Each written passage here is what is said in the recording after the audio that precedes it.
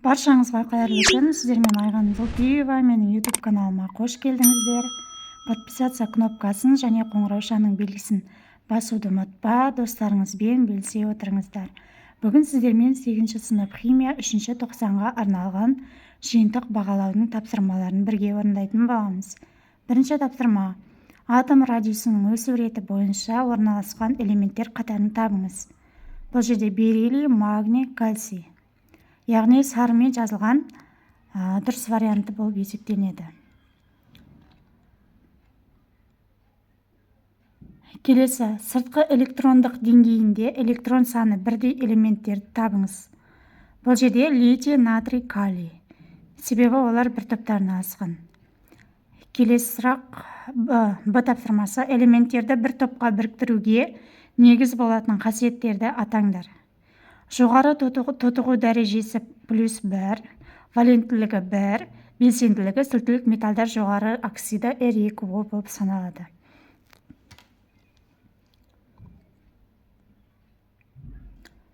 Келесі бізде топ, период, атом нөмірінің оның физикалық мағынасымен сәйкестіріңіз деген.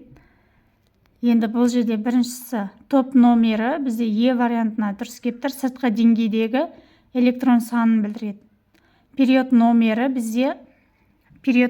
бізде В варианты, ядродағы протон саны. 3 атом номері А атомның ядро зарядын құрайды, және атомдағы электрон санын құрайды, және энергетикалық деңгей санын да білдіреді екен. Келесі тапсырма. Оған бізде 3 балл қойылады. Келесі тапсырма бізде 4-ші тапсырма. 4-ші тапсырмада бізде бериллий, магний, кальций, калий, алюминий, темір берілген. Яғни осы берілген металдарды металдық қасиеті артуы бойынша орналастырыңыз дейді. Біріншісі алюминий, темір, магний, кальций, натрий, калий элементтері. Енді металдық қасиеттерінің дәл осы металдық қасиеттерінің арту себебін түсіндіріңіз. Себебі солдан оңға қарай сыртқы қабатындағы электрондар саны кемейді. А тапсырмасы бойынша 1 балл, Б тапсырмасы бойынша 1 балл. Көміртекке қатысты келесі тұжырымдардың дұрысын анықтаңыз. А варианты 2 энергетикалық деңгейі бар, және С варианты дұрыс, 3 сутекті қосылысы CH4. G варианты тотығу дәрежесі +4, -4, +2. Яғни бізде А, С, G варианттары дұрыс екен. Бұған бізде 1 балл қосылады. Енді келесі 6-ші тапсырманың А бөлімі сутек пен бром атомдарының арасында химиялық байланысты анықтаңыз. Ковалентті полюсі болады. Себебі бұл жерде екеуі де бейметал. Енді Б тапсырмасында нүктелер және крестер диаграммасы арқылы сутек пен бром атомдарының арасында тізілуі мүмкін байланыстарының схемасын құрыңыз дейді. Яғни сутек пен бромның әрекеттестіреміз, нәтижесінде H бром пайда болады. Бұл жерде электрондарын санай отырып схемасын құрамыз. Сутектің сыртқы қабатында 1 болады, бромда бізде 7 болады, яғни 7 мен 1 электрондарды біз жұптастырамыз. Бұған 1 балл беріледі. 7-ші сұрақ. Қаныққан ерітінді концентрлі ерітінді бола ала ма? Жауабыңызды түсіндіріңіз. Қаныққан ерітінді концентрлі бола алмайды, себебі қаныққан ерітіндіде әрі қарай зат ерімейді, ал концентрлі ерітіндіде ериді. Келесі 8-ші сұрақ. А тапсырмасы литий және фтор атомдарының электрондарының энергетикалық деңгейлерге таралуын көрсетіңіз. Литий бізде 1-ші топта орналасқан, 2-ші периодта, сондықтан 2 жақшасы болады. Яғни литийде 1-ші жақшасында 2 электрон, 2-шіде 1 электрон болады. Фторда бізде соңғы жақшасында 7 электрон болып тұр, себебі ол 7-ші топта орналасқан, 2-ші периодта. Сондықтан 1-ші жақшасында, яғни 1-ші энергетикалық деңгейінде 2 электрон, 2 Е деп тұр. соңғы жақшасы екінші жақшасында 7 электрон. 7 электрон деген ол бізде 7-ші топтың элементі фтор деген мағынаны білдіреді. Енді келесі бізде литий және фтор атомдарының арасында иондық байланыс түзілу сызбасын көрсетіңіз деген.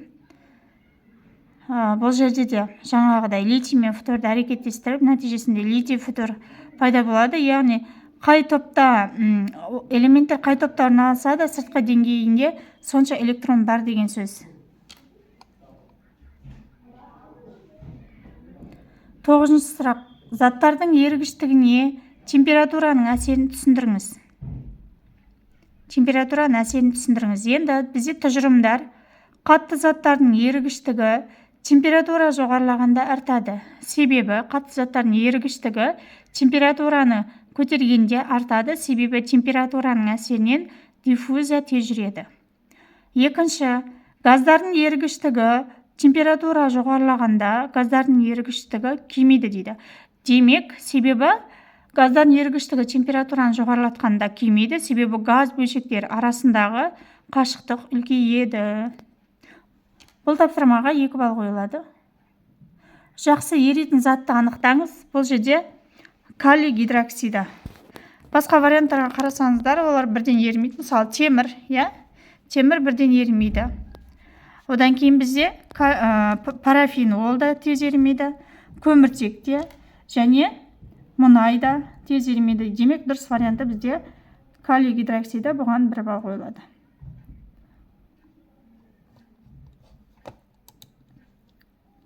Келесі бізде 11-ші сұрақ. Суда калий перманганатын марганцовкада еріткенде байқалатын құбылыстарды түсіндіріңіз. Түсі өзгереді. Калий перманганаты түйіршіктері сумен араласады. Тығыздығы өзгереді. Калий перманганаты судың тығыздығын арттырады. Қату температурасы өзгереді. Калий перманганатын әсерінен ерітіндінің қату температурасы жоғарылайды.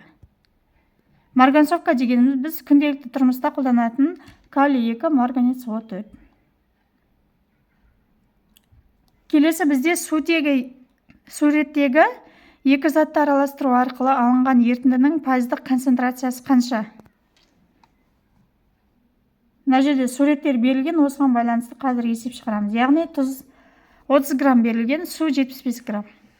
Енді 30 бен 75-ті қосқанда 105 грамм шығады.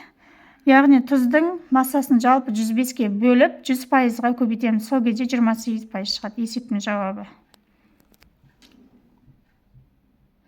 Оған 1 балл беріледі. Енді 13-ші тапсырма. Мұғалім оқушыға 200 грамм 30%-ық ерітінді дайындау тапсырды. Ерітіндіні дайындау үшін оқушы қанша тұз және қанша су алу қажет дейді. Енді бұл жерде 200 граммды 30%-ға көбейтіп 100%-ға бөліп аламыз, сол кезде 60 грамм шығады. Яғни бастапқыда 200 граммнан 60 граммды азайтқанда судың массасы шығады, 140 грамм су шығады. Есептің жауабы С варианты. 60 грамм тұз, 140 грамм су. Молярлық концентрация дегеніміз не? Молярлық концентрация дегеніміз 1 литр көлемде еріген заттың мөлшерін айтамыз. Молярлық концентрацияны С деген әріппен белгілейміз. Оның формуласы N бөлінген В. N деген зат мөлшері, В деген көлем. Енді келесі бізде 15-ші сұрақ, соңғы сұрақ деймін. Бұл жерде 500 мл ерітіндіде 5 грамм натрий OH бар ерітіндінің молярлық концентрациясын есептеңіз деді. Есептеу үшін біз ең алдымен натрий OH-ның мрін тауып аламыз, 40 грамм болады. Натрийдікі 23, оттектікі 16, бірді қосамыз 40 грамм болады. Енді біз зат мөлшерін табу үшін массаны үлкен массаға бөлеміз. Сол кезде 5 граммды 40 граммға бөлгенде 0,25 болады. 0,25-ті, яғни молярлық концентрацияны табудың формуласы зат мөлшерін көлемге бөлеміз. Бізде зат мөлшеріміз шықты 0,1000-нан 125, оны бөлеміз 500 мл литрге айналдырып аламыз. 0,5 бөлген кезде 0,125 моль бөлінген литр болады. Моль бөлінген литр немесе молярлы дегенді білдіреді өлшем бірлігі бойынша. Енді жалпы бұл бізде 25 балдық 90-дық бақылау. Сіздермен болған Айғаным Золпиева. Менің YouTube каналымда достарыңызбен бөлісе отырыңыздар.